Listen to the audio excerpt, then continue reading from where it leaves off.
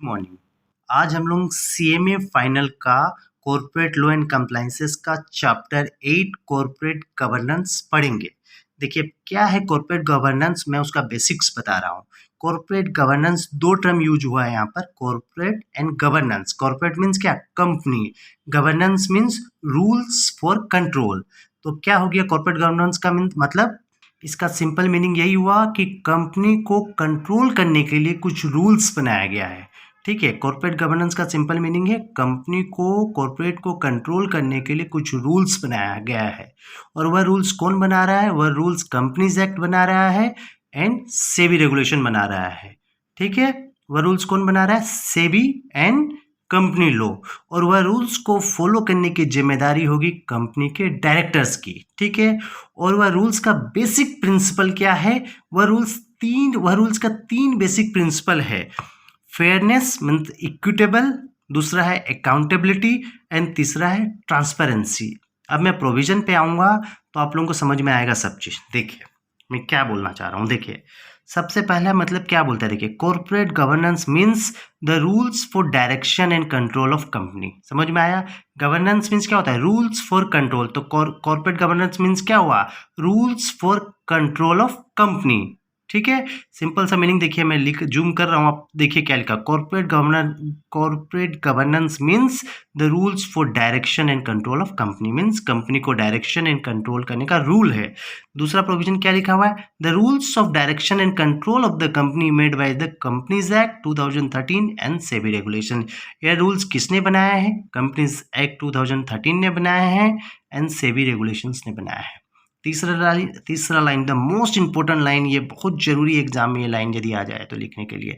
Corporate governance is the rules in which company provide fairness, accountability and transparency to its stakeholder. Company यहाँ तीन चीज provide करती है अपने stake holder को, fairness, accountability and transparency.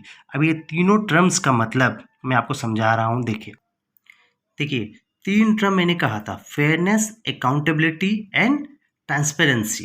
Fairness होता है, फेयरनेस का मतलब होता है इक्विटेबल मीन्स इक्वल।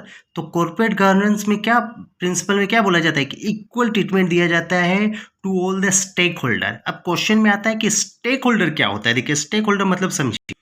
देखिए स्टेक होल्डर का मतलब क्या होता है? Stakeholder means shareholder, employ, customer, supplier etcetera.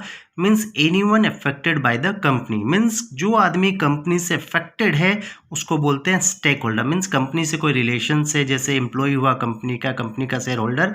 Means जो आदमी कंपनी से अफेक्टेड हो रहा है उसको बोलते हैं स्टेक होल्डर। अब देखिए इसका जो तीन टर्म का मतलब समझिए। फेयरनेस मतलब क्या होता है कॉर्पोरेट गवर्नेंस? देखिए फेयरनेस मतलब होता है equitable treatment to all is stakeholder. Means जो भी रूल्स बनेगा उसमें सारा स्टेक होल्डर को इक्वल माना जाएगा। मतलब छोटा शेयर होल्डर को भी सेम फैसिलिटी मिलेगी, बड़ा शेयर होल्डर को भी सेम फैसिलिटी मिलेगी, छोटा कस्टमर को भी वही फैसिलिटी मिलेगी, बड़ा कस्टमर को भी वही फैसिलिटी मिलेगी। मीन्स जो होगा सब इक्वल होगा। Means fairness, equitable treatment to all the stakeholder. आगे पढ़ेंगे तो इसका और मतलब समझ में आएगा। दूसरा जो प्रोविजन है, इस प्रोविजन कॉर्पोरेट गवर्नेंस से सबसे बड़ा फायदा क्या होगा? फेयरनेस। इसका बेसिस क्या था? फेयरनेस किया जाएगा सबके साथ। कंपनी से जो भी रिलेटेड है उसके साथ कंपनी फेयर रहेगा, इक्विटेबल रहेगा सबके साथ। ऐसा नहीं है कि डेटर को अलग ट्रीटमेंट दिया जाएगा, क्रेडिटर को अलग। इसके कारण ये चीज़ नहीं होगा। अब दूसरा देखिए अकाउंटेबिलिटी। और अकाउंटेबिलिटी मतलब होता है responsibility towards stakeholder. Stakeholders की जो रेस्पॉन्सिबिलिटी है, जो जिम्मेदारी है, कंपनी फुलफिल करेगा। कॉर्पोरेट गवर्नेंस के कारण क्या होगा? जो कंपनी की जो जिम्मेदारी है शेयर होल्डर के प्रति या कोई भी स्टेक होल्डर के प्रति, वो कंपनी मस्ट भी फुलफिल करेगा। तीसरा है ट्रांसपेरेंसी मतलब डिस्क्लोजर। अपना शेयर होल्डर को सब कुछ डिस्क्लोज करेगा, फिनेंशियल ट्रांजेक्शन जो भी हो रहा है कंपनी का उसको डिस्क्लोज करेगा। अब हम लोग डेफिनेशन में आ जा रहे हैं। देखिए ये लाइन बहुत इंपॉर्टेंट है। Corporate governance is the rules in which company provide fairness, accountability and transparency to its stakeholder. Means corporate governance के कारण क्या मिलता है कंपनी को? क्या कंपनी प्रोवाइड करता है? Fairness, accountability and transparency to its stakeholder. ये तीन चीज अपना स्टेक होल्डर को कंपनी प्रोवाइड कर रहा है। मीन्स कॉर्पोरेट गवर्नेंस का कंप्लायंस होगा तो ये तीन चीज कंपनी के स्टेक होल्डर को मिलेगी। मीन्स स्टेक होल्डर सेटिस्फाइड रहेंगे कंपनी से, इसीलिए कॉर्पोरेट गवर्नेंस को प्रमोट किया गया है। अब आगे देखिए क्या लिखा है, board of director are responsible for corporate governance. Corporate governance, जो कॉर्पोरेट गवर्नेंस होगा उसका जिम्मेदारी, जो कॉर्पोरेट का गवर्नेंस का कंप्लाइंस होगा उसका जिम्मेदारी कंपनी का डायरेक्टर का होगा। ठीक है, अब देखिए नेक्स्ट लाइन में क्या लिखा है, the provision of corporate governance the provision for corporate governance is mostly made for listed company and mostly provision is made under clause 49 of the listing agreement। corporate governance का जो maximum provision listed company के लिए बनाया गया है, जो cover है close 49 of the listing agreement में।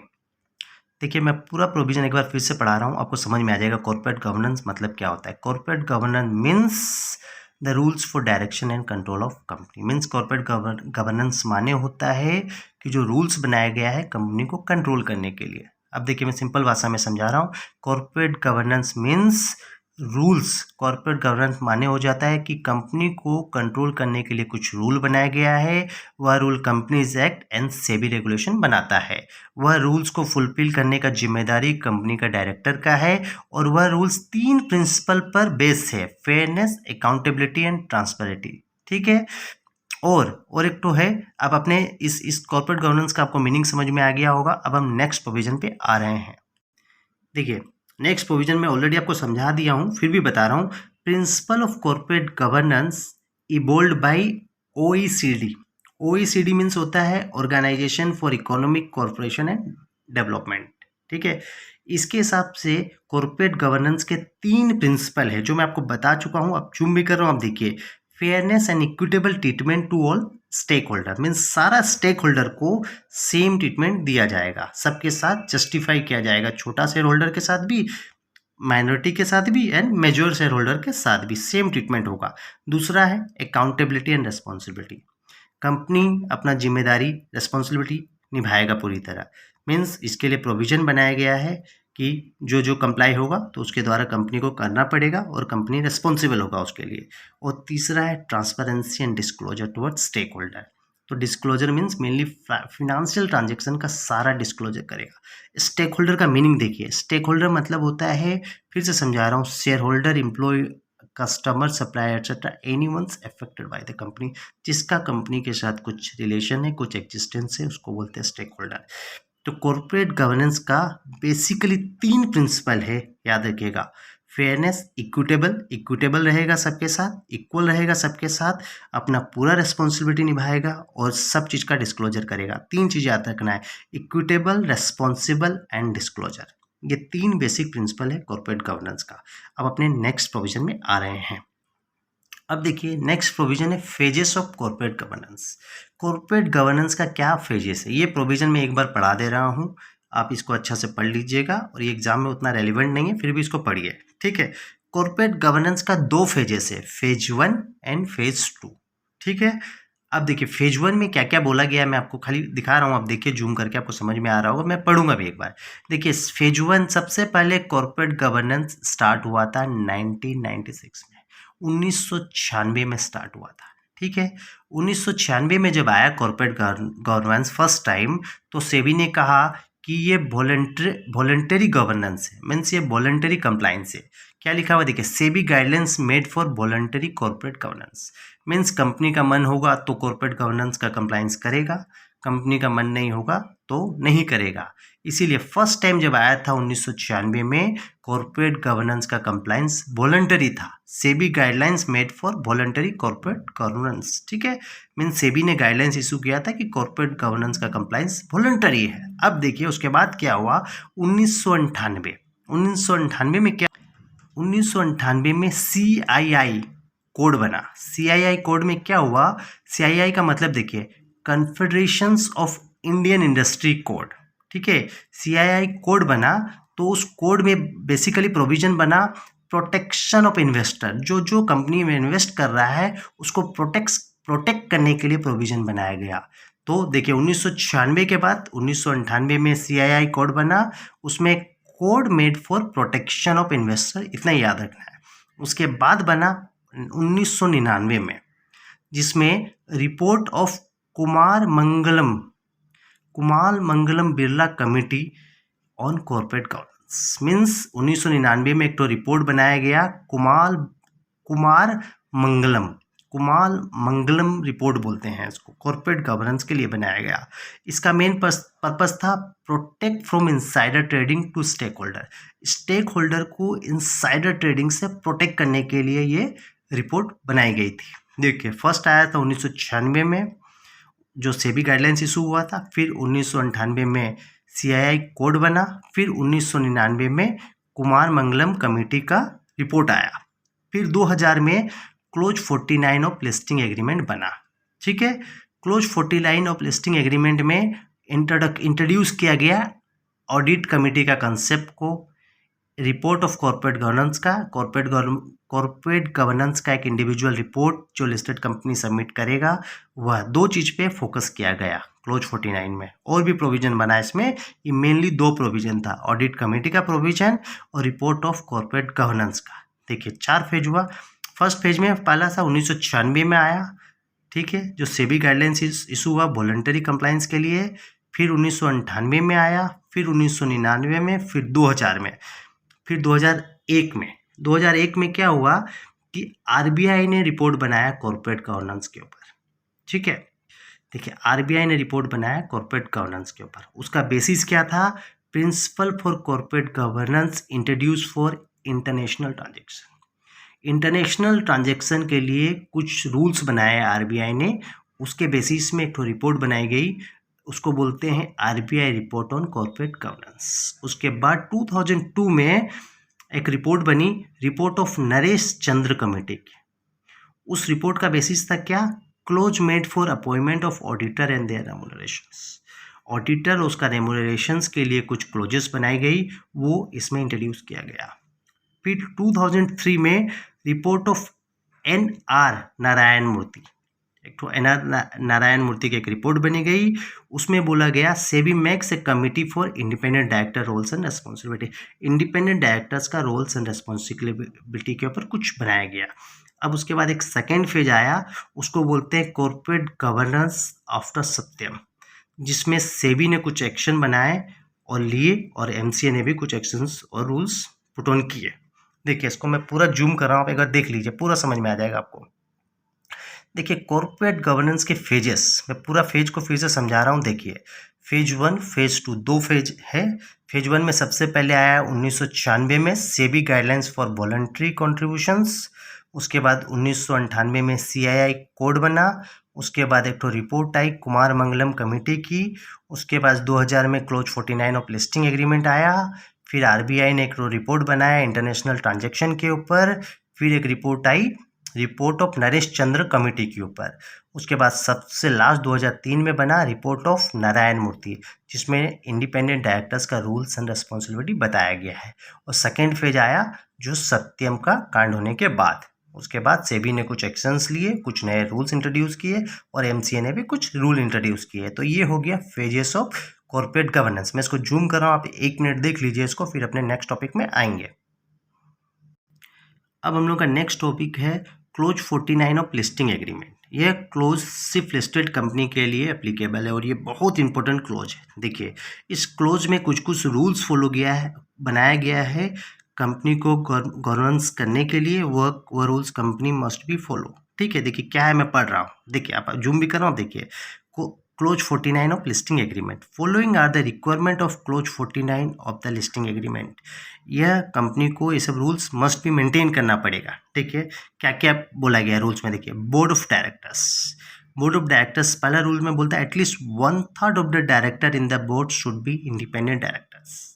मीन्स कंपनी का बोर्ड में जितना भी डायरेक्टर होगा उसका 1/3 इंडिपेंडेंट डायरेक्टर होना चाहिए। इंडिपेंडेंट डायरेक्टर मीन्स बाहर का डायरेक्टर होगा, कंपनी का खुद का डायरेक्टर नहीं होगा, प्रमोटर नहीं होगा, बाहर का डायरेक्टर होगा, याद रखिए। तो बोर्ड ऑफ डायरेक्टर्स का पहला रूल है जितना भी डायरेक्टर होगा उसका 1/3 इंडिपेंडेंट डायरेक्टर होना चाहिए। अब दूसरा रूल्स बोलता है audit committee must contain at least 3 directors. Audit committee में कम से कम 3 डायरेक्टर होना चाहिए और उस जितना भी डायरेक्टर होगा, देखिए आगे क्या लिखा, देखिए 2/3 must be independent directors. Means audit committee में कम से कम 3 डायरेक्टर होना चाहिए और जितना भी डायरेक्टर होगा उसका 2/3 इंडिपेंडेंट डायरेक्टर होना चाहिए। 2 रूल हो गया। बोर्ड ऑफ डायरेक्टर्स मीन्स 1/3, जितना भी डायरेक्टर है उसका 1/3 इंडिपेंडेंट डायरेक्टर होना चाहिए। ऑडिट कमेटी में बोलता है कम से कम 3 डायरेक्टर होना चाहिए और जितना भी डायरेक्टर होगा उसका 2/3 इंडिपेंडेंट डायरेक्टर होना चाहिए। ठीक है, मतलब 2/3 इंडिपेंडेंट डायरेक्टर्स। अब तीसरा रूल बोलता है disclosure. Listed company must disclose all financial matter, मतलब लिस्टेड कंपनी जो है सारा फिनेंशियल ट्रांजेक्शन को डिस्क्लोज करेगा, ये एक रूल्स बना। फिर बोलता है CFO certification of internal control. Company का इंटरनल कंट्रोल को कौन सर्टिफाई करेगा? CFO। कंपनी का CFO इंटरनल कंट्रोल को सर्टिफाई करेगा, ये एक रूल्स बना। 5वां रूल बोलता है annual report. Listed company annually make corporate governance report. Listed company corporate governance का एनुअली रिपोर्ट बनाएगा, अपना वेबसाइट में डिस्क्लोज करेगा कंपनी ये कॉर्पोरेट गवर्नेंस का कंप्लायंस किया। देखिए क्लोज 49 में 5 पॉइंट है। Board of directors 1/3 board of director जो है इंडिपेंडेंट होना चाहिए। ऑडिट कमेटी एटलीस्ट 3 डायरेक्टर होना चाहिए ऑडिट कमेटी में। डिस्क्लोजर है, सारा फिनेंशियल ट्रांजेक्शन लिस्टेड कंपनी को डिस्क्लोज करना पड़ेगा। इंटरनल कंट्रोल को सर्टिफाई करेगा CFO और एनुअल रिपोर्ट कॉर्पोरेट गवर्नेंस का लिस्टेड कंपनी बनाएगा। अब नेक्स्ट टॉपिक पे आते हैं। देखिए नेक्स्ट टॉपिक है corporate governance in family business. मैं जूम कर रहा हूँ, आप पढ़ेंगे तो आप सब समझ जाएंगे, एकदम सिंपल है। देखिए family owned business means business are control by specific family, example Reliance group और आदित्य बिरला ग्रुप। या देखिए फैमिली ओन्ड बिजनेस मीन्स उस बिजनेस को कोई पार्टिकुलर फैमिली कंट्रोल कर रहा है, जैसे रिलायंस, ठीक है, धीरू भाई ग्रुप का, उसको पूरे अनिल अंबानी और उसका भाई दोनों कंट्रोल कर रहे हैं। आदित्य बिरला ग्रुप, उसको भी बिरला जी कंट्रोल कर रहे हैं, माने स्पेसिफिक ग्रुप। समझ में आया? एक स्पेसिफिक फैमिली उस ग्रुप को कंट्रोल कर रहा है, इसको बोलते हैं फैमिली ओन्ड बिजनेस। फिर से पढ़ रहा हूँ, देखिए family owned business means business are control by specific family, example Reliance group, Aditya Birla group etcetera. अब देखिए corporate governance play important roles in family business group by implementing appointment of independent director, appointment of external auditor etcetera. बोलता है family business में corporate governance एक तो important role play करता है। कैसे करता है कि बाहर का डायरेक्टर अपॉइंट होता है, खुद का डायरेक्टर नहीं होगा, खुद का ग्रुप नहीं होगा, इंडिपेंडेंट डायरेक्टर होगा, उसको जो सही गलत लगेगा वो अपना बोर्ड में रखेगा। या बाहर का ऑडिटर होगा, कंपनी का खुद का ऑडिटर नहीं होगा, जो फैक्ट होगा उसको वो डिस्क्लोज करेगा। देखिए मैं सिंपल सा मीनिंग बता देना चाह रहा हूँ। Corporate governance in family business means family owned business means, समझिए business are control by specific family, वह बिजनेस जो स्पेसिफिक फैमिली कंट्रोल कर रहा है, और कॉर्पोरेट गवर्नेंस उसमें एक इम्पोर्टेंट रोल प्ले करता है। कैसे? जैसे बाहर का जो है इंडिपेंडेंट डायरेक्टर को अपॉइंट करने का जो कंप्लायंस बनाया गया वो मैंडेटरी है, एक्सटर्नल ऑडिटर को अपॉइंट करना मैंडेटरी है। अब अपने नेक्स्ट टॉपिक में आते हैं। देखिए एग्ज़ाम में एक क्वेश्चन आया है इस पे, फैमिली बिजनेस पे। क्या क्वेश्चन है? देखिए जून 2008 में आया। Disadvantage of family business over non family business. Family business का डिसएडवांटेज क्या क्या है? देखिए 4 डिसएडवांटेज है, मैं बताते जा रहा हूँ, आपको समझ में आएगा। सबसे पहला है फैमिली कन्फ्लिक्ट। मीन्स क्या बोल रहा है? देखिए पढ़ रहा हूँ, आपको समझ में आएगा। Conflict among the family member is a major problem for family business, example Reliance group. यदि फैमिली मेंबर्स के बीच में कन्फ्लिक्ट हो जाता है, लड़ाई हो जाता है, तो फिर उस ग्रुप को मेंटेन करना, उस ग्रुप का कंप्लायंस करने में डिफिकल्ट होता है। जैसे अनिल अंबानी और उसके भाई में लड़ाई हो गई और दोनों ग्रुप अलग अलग हो गए, अब दोनों का कॉर्पोरेट जो है गवर्नेंस अलग अलग हो रहा है। इसीलिए यदि फैमिली कन्फ्लिक्ट होता है तो उसमें प्रॉब्लम होता है। अब नेक्स्ट है स्टाफ हायरिंग। स्टाफ हायरिंग में क्या लिखा हुआ? देखिए staff are hire by family members, they are not well capable of doing that. माने जो कंपनी का स्टाफ है वो फैमिली मेंबर्स ही, माने मेजर पोजीशन में बैठा होगा, कंपनी का CFO डायरेक्टर वही होगा, वही स्टाफ को हायर करेगा। दो वो उतना एजुकेटेड हो भी सकता है, नहीं भी हो सकता है, लेकिन कंट्रोल तो वही करेगा। कंपनी का MD फैमिली का मेंबर ही होगा। इसीलिए स्टाफ हायरिंग में कोई प्रोफेशनल आदमी हायर नहीं कर रहा है, वही हायर कर रहा है। इसीलिए स्टाफ हायरिंग में कुछ प्रॉब्लम होती है। अब देखिए रेज फंड फॉर ग्रोथ, क्या लिखा है?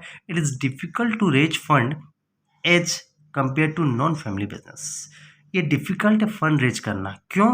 क्योंकि ये जो फंड है फैमिली मेंबर से ही लिया जाएगा, बाहर से पब्लिक से पैसा नहीं लिया जा सकता है। इसीलिए ओनरशिप वर्सेस मैनेजमेंट, क्या लिखा है देखिए, here owner and management are same, owner और मैनेजमेंट सेम है। For wrong decision management are not responsible, गलत डिसीजन पे मैनेजमेंट को कुछ नहीं बोला जा सकता, क्योंकि मैनेजमेंट ही ओनर है, तो कौन उसको गाली देगा। चीज़ को समझिए, मैं जो बोलना चाह रहा हूँ उस चीज़ को समझिए। अब मैं इसका बेसिस समझा रहा हूँ। देखिए क्वेश्चन में क्या बोलता है, डिसएडवांटेज फैमिली बिजनेस का जो है कॉर्पोरेट गवर्नेंस में क्या डिसएडवांटेज है। सबसे पहला है कि फैमिली कन्फ्लिक्ट, यदि फैमिली में जो सपोज फैमिली के दो ओनर है, दोनों डायरेक्टर है और दोनों के बीच लड़ाई हो गई तो दोनों बिजनेस अलग अलग हो जाएगा, इसीलिए सबसे बड़ा है फैमिली कन्फ्लिक्ट। दूसरा क्या है, स्टाफ हायरिंग। स्टाफ हायरिंग, जो एमडी है फैमिली का मेंबर ही है, वो स्टाफ को हायर कर रहा है, वो जितना एजुकेटेड है वो चलेगा, वो चाहे चार्टर्ड अकाउंटेंट को हायर करे या कॉस्ट अकाउंटेंट को, भले वो खुद बीकॉम हो तभी भी वो कॉस्ट अकाउंटेंट को हायर कर रहा है, मतलब वो इनकेपेबल है फिर भी वही हायर कर रहा है, तो इसमें थोड़ा सा प्रॉब्लम होता है। तीसरा है rising fund for growth, means family business में क्या होता है, फंड सिर्फ फैमिली मेंबर से लिया जाता है, बाहर से नहीं ले सकते हैं, तो हमेशा फैमिली मेंबर्स के पास फंड रहता नहीं है, इसीलिए प्रॉब्लम होता है। Raising fund for growth. Ownership versus management में बताया, सारा डिसीजन जो मैनेजमेंट का दोनों सेम है यहाँ पर, यदि गलत डिसीजन भी ले लिया तो ओनर ही तो लिया गलत डिसीजन, तो उसको कोई गाली नहीं दे सकता है। समझ में आया, ये 4 डिसएडवांटेज। अपने नेक्स्ट टॉपिक पे आते हैं। देखिए corporate governance in state on business और द एमओयू सिस्टम, 2 चीज़ का इंट्रोड्यूस है, अभी बता रहा हूँ। देखिए अभी एक टर्म पढ़ा रहा हूँ, स्टेट ऑन इंटरप्राइजेस।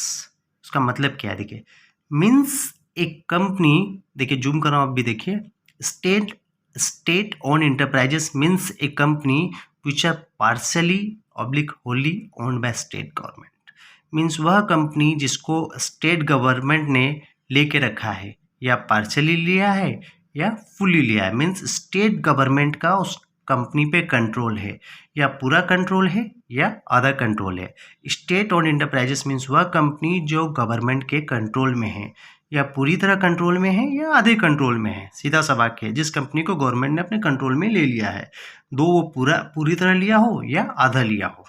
अब एक तो टर्म्स आता है MOU, मेमोरेंडम ऑफ अंडरस्टैंडिंग। ये क्या है, देखिए memorandum of understanding is a negotiable documents made between public sector company and private sector company. यह एक तो नेगोशिएबल डॉक्यूमेंट है जो public sector company and private sector company के बीच में बनता है, in which public sector act as a owner and private sector act as a operation controller. Means वह काम जिसमें पब्लिक सेक्टर क्या रोल करता है, पब्लिक सेक्टर अपने आप को ओनर मानता है और प्राइवेट सेक्टर को क्या जाता है कि ऑपरेशन कंट्रोल करने का पूरा जिम्मेदारी दिया जाता है।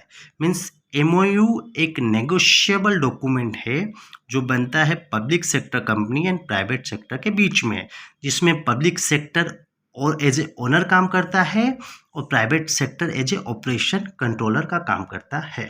समझ में आया, सारा ऑपरेशन कौन कंट्रोल करेगा, प्राइवेट सेक्टर, और अपने आप को ओनर कौन ट्रीट करेगा, सारा कंट्रोल किसके पास रहेगा, पब्लिक सेक्टर के पास। सिंपल सा मीनिंग था इसका। अब देखिए तो एग्जाम में क्वेश्चन आया हुआ है, इसको देखिए मैं जूम कर रहा हूँ, एग्जाम क्वेश्चंस आया हुआ है दिसंबर 2014 का एग्जाम में। क्या क्वेश्चन देखिए, OECD, इसका मतलब मैं आपको बता चुका हूँ, guidelines for corporate governance of state on enterprises. State on enterprises के लिए OECD का क्या गाइडलाइंस है कॉर्पोरेट गवर्नेंस का। ठीक है, देखिए 5 रूल्स 5 गाइडलाइंस है वो फुलफिल करने पड़ते हैं। देखिए मैं जूम कर रहा हूँ, आप पढ़िए, आपको एकदम पढ़ते ही क्लियर हो जाएगा। सबसे पहला है equitable treatment of share holder and other investor. Same treatment will be provided to both state share holder and non state share holder. Means जितना भी शेयर होल्डर है कंपनी का, उस स्टेट का हो या बाहर का स्टेट का हो, या मेजर शेयर होल्डर हो या माइनर शेयर होल्डर हो, सबको सेम ट्रीट किया जाएगा। समझ में आया, equitable treatment of share holder and other investor, means सारा इक्वल ट्रीटमेंट दिया जाएगा शेयर होल्डर को एंड सारा इन्वेस्टर को, बड़ा इन्वेस्टर हो या छोटा इन्वेस्टर हो, इक्वल ट्रीट किया जाएगा। अब नेक्स्ट क्या बोलता है, देखिए नेक्स्ट बोला गया है the state role as a owner. ये बता दिए हैं, स्टेट एक ओनर की तरह रोल करता है। स्टेट जो स्टेट है, पब्लिक सेक्टर कंपनी मान के चलिए, state role is consider as a main owner. State जो है पब्लिक सेक्टर कंपनी है, ओनर की तरह ट्रीट होता है। प्राइवेट सेक्टर ऑपरेशनल कंट्रोल को देखता है, स्टेट क्या होगा, ओनर होगा, मतलब पब्लिक सेक्टर ओनर होगा। तीसरा देखिए stake holder responsibility and relationship must be fulfil. जो स्टेक होल्डर का जितना रेस्पॉन्सिबिलिटी होगा वो फुलफिल किया जाएगा। क्या होता है? Disclosure and transparency. SOE state on enterprises follow high, क्या लिखा है देखिए, अच्छा मैं जूम कर रहा हूँ, follow high standard of disclosure is cover under SEBI regulation. जो डिस्क्लोजर होगा फिनेंशियल ट्रांजैक्शन का, जितना जितना डिस्क्लोजर बोला जाएगा वो सेबी रेगुलेशन बोलेगा और वह फॉलो करना पड़ेगा स्टैंड और इंटरप्राइजेस को। समझ में आया? डिस्क्लोजर एंड ट्रांसपेरेंसी में यही बोला गया, जितना जो जो ट्रांजैक्शन सेबी रेगुलेशन बोलता है कि ये आप डिस्क्लोजर दीजिए, वो डिस्क्लोजर करना पड़ेगा। लास्ट में बोलता है the responsibility of board of state on enterprises. जो रेस्पॉन्सिबिलिटी स्टेट ऑन इंटरप्राइजेस की एक बोर्ड होती है जो कंट्रोल करता है management of SOE. State on enterprises का मैनेजमेंट को कंट्रोल करता है, उसकी जो रेस्पॉन्सिबिलिटी वो फुलफिल करनी पड़ेगी। 5 इसका गाइडलाइंस दिया गया है। देखिए इसको देखेंगे तो आप देखने से क्लियर हो जाएगा। मैं थोड़ा जूम कर दे रहा हूँ, एक बार पढ़ लीजिए। Equitable treatment of share holders, the state role as a owner, stake holder responsibility must be fulfil, disclosure and transparency and responsibility है बोर्ड की। ये 5 है इसकी गाइडलाइंस। अब अपने नेक्स्ट क्वेश्चन में आएंगे। देखिए एग्जाम का एक क्वेश्चन आया गया है, क्या है देखिए, जून 2015 में आया था, मैं जूम कर रहा हूँ। देखिए what is the need for corporate governance. Corporate governance का ज़रूरत क्यों है? ठीक है, देखिए उसके लिए कुछ 6-7 एक पॉइंट है, मैं बता दे रहा हूँ। सबसे पहला, कॉर्पोरेट गवर्नेंस से फ़ायदा क्या है? Improve corporate performance. क्या होता है? Corporate governance provide high level of compliances that reduce chances of fraud. Corporate governance में जो कंप्लाइंसेस है बहुत हाई लेवल का होता है, जिसके कारण फ्रॉड कम हो जाता है। उससे क्या होता है? कॉर्पोरेट का परफॉर्मेंस बढ़ जाता है। तो सबसे पहले क्या होगा? Improve corporate performance. दूसरा क्या है? Enhance investor trust. क्या बोलता है देखिए, all stake holder are consider same treatment. सारा स्टेक होल्डर को सेम ट्रीटमेंट दिया जाता है। उससे क्या होता है? इन्वेस्टर लोगों का ट्रस्ट बढ़ जाता है, ठीक है, और वो लोग ज़्यादा इन्वेस्ट करेंगे। तो इनहेंस इन्वेस्टर ट्रस्ट। तीसरा है रिड्यूस करप्शन। यदि प्रॉपर डिस्क्लोजर और ट्रांसपेरेंसी सिस्टम रिड्यूस करप्शन। यदि प्रॉपर डिस्क्लोजर होगा तो कंपनी करप्शन नहीं कर पाएगा, इसीलिए कॉर्पोरेट गवर्नेंस के कारण कॉर्पोरेट जो है करप्शन कम हो जाता है, तो रिड्यूस करप्शन हो गया। फिर क्या है? Accountability means responsibility of all stake holder. सारा स्टेक होल्डर की रेस्पॉन्सिबिलिटी पूरी की जाती है, तो accountability and responsibility of all stake holder. फिर क्या है? Easy finance from institutions. Company को लो लेवल में, लो रेट ऑफ इंटरेस्ट में लोन मिल जाता है और इजीली मिल जाता है, क्योंकि कंपनी का परफॉर्मेंस अच्छा है। समझ में आ रहा है? इसलिए एक पॉइंट बन गया, इजी फिनांस फ्रॉम इंस्टीट्यूशंस और बैंक। Reduce scandals. यदि प्रॉपर कंप्लाइंस होगा तो स्कैंडल्स नहीं होगा। और इनहेंस एंटरप्राइज मार्केट वैल्यू। यदि कंपनी का परफॉर्मेंस अच्छा होगा तो उसका शेयर का दाम बढ़ेगा, और शेयर का दाम बढ़ेगा तो कंपनी का मार्केट वैल्यू बढ़ेगा। तो इनहेंस एंटरप्राइज मार्केट वैल्यू। देखिए मैं एक बार जूम कर रहा हूँ, अब 2 मिनट जूम कर रहा हूँ, उसको पढ़ लीजिए, सारा पॉइंट ईजिली है। देखिए improve corporate performance, enhance investor trust, reduce corruption, accountability and responsibility of all stake holder, easy finance from institutions और बैंक, रिड्यूस स्कैंडल्स और इनहेंस इंटरप्राइज मार्केट वैल्यू। समझ में आया? अब देखिए नेक्स्ट क्वेश्चन पे आ रहे हैं। नेक्स्ट क्वेश्चन बोलता है objective of MOU system. MOU system में आप बताया था क्या था, पब्लिक और प्राइवेट के बीच। अब उसका ऑब्जेक्टिव क्या है? देखिए मैं जूम कर रहा हूँ, 2 मिनट पढ़िए फिर मैं आपको समझाऊंगा। देखिए उसकी 4 ऑब्जेक्टिव है, खाली मैं पढ़ दूंगा आप समझ जाएंगे। Remove the haziness in goal and objective. Goals and objective के बीच में जो प्रॉब्लम आ जाती है उसको रिमूव कर दिया जाता है, वो ऑटोमेटिकली हट जाएगी एमओयू सिस्टम से। यदि पब्लिक और प्राइवेट कंपनी दोनों फॉलो करेगी तो उसका हेजीनेस हट जाएगा। Remove the haziness in goal and objective. दूसरा देखिए improve the performance of public sector enterprises through control. ठीक है, पब्लिक सेक्टर इंटरप्राइजेस का परफॉर्मेंस जो है बढ़ जाता है, क्योंकि वही इसको कंट्रोल करता है। ठीक है, सिंपल सा देखिए, improve the performance of public sector enterprises through control. ठीक है, पब्लिक सेक्टर इंटरप्राइजेस का जो पब्लिक सेक्टर काम नहीं करता है उसका परफॉर्मेंस में भी माने इंप्रूवमेंट दिखता है, क्योंकि पब्लिक और प्राइवेट दोनों मिल के कर रहा है। ठीक है, और पब्लिक सेक्टर कंट्रोल कर रहा है तो उसका परफॉर्मेंस ऑटोमेटिकली बढ़ जाता है। अब देखिए evaluate management performance through objective criteria. Management क्या क्या काम किया, उसका ऑब्जेक्टिव को पूरा किया नहीं किया, उस बेसिस में मैनेजमेंट का परफॉर्मेंस भी इवेलुएट कर लिया जाता है कि मैनेजमेंट ये काम किया नहीं किया, उसका इवेल्युएशन होता है काम का। तो इवेलुएट करता है मैनेजमेंट परफॉर्मेंस और provide incentive for better performance in futures. कुछ कुछ इंसेंटिव दिया जाता है कि फ्यूचर में अच्छा काम करे। यही 4 ऑब्जेक्टिव है। अब नेक्स्ट क्वेश्चन पे आ जाते हैं। देखिए नेक्स्ट क्वेश्चन है, what are the benefit of corporate governance. Corporate governance का क्या क्या बेनिफिट है, या सेम क्वेश्चन ये भी बन सकता है, corporate governance is about promoting fairness, explain. देखिए इसको खाली मैं जूम कर रहा हूँ, पढ़ लीजिए, आप समझ जाएंगे। Following are the benefit of corporate governance, improve financial performance. ठीक है, क्या लिखा देखिए, social responsibility improve financial performance. Obviously company अपना सारा रेस्पॉन्सिबिलिटी निभाएगा, सारा कंप्लाइंस करेगा, तो उससे क्या होगा, कंपनी का फिनेंशियल परफॉर्मेंस बढ़ेगा, कंपनी का गुडविल बढ़ेगा, उसका मार्केट वैल्यू बढ़ेगा, तो फिनेंशियल परफॉर्मेंस ऑटोमेटिकली बढ़ जाएगा। रिड्यूस ऑफ ऑपरेटिंग कॉस्ट, क्योंकि कंपनी को लोन सस्ते रेट में मिल जाएगा। तो देखिए क्या लिखा है, loan easily available at cheaper rate. यदि सस्ता में लोन मिलेगा तो क्या होगा, कंपनी का ऑपरेटिंग कॉस्ट कम हो जाएगा। Brand image and reputation enhance, corporate governance क्या करता है, कंपनी का रेपुटेशन बढ़ा देता है। कंपनी का देखिए क्या होता है कॉर्पोरेट गवर्नेंस से, देखिए क्या हो रहा है, इस चीज़ को समझिए मैं बोलना। कॉर्पोरेट गवर्नेंस से क्या है, कंपनी का परफॉर्मेंस अच्छा होगा, परफॉर्मेंस होगा तो कंपनी में ग्रोथ होगा, ग्रोथ होगा तो कंपनी का रेपुटेशन बढ़ेगा, कंपनी का एक तो गुडविल बढ़ेगा। तो वही है, brand image and reputation enhance है। फिर क्या बोलता है, increase sales and customer loyalty.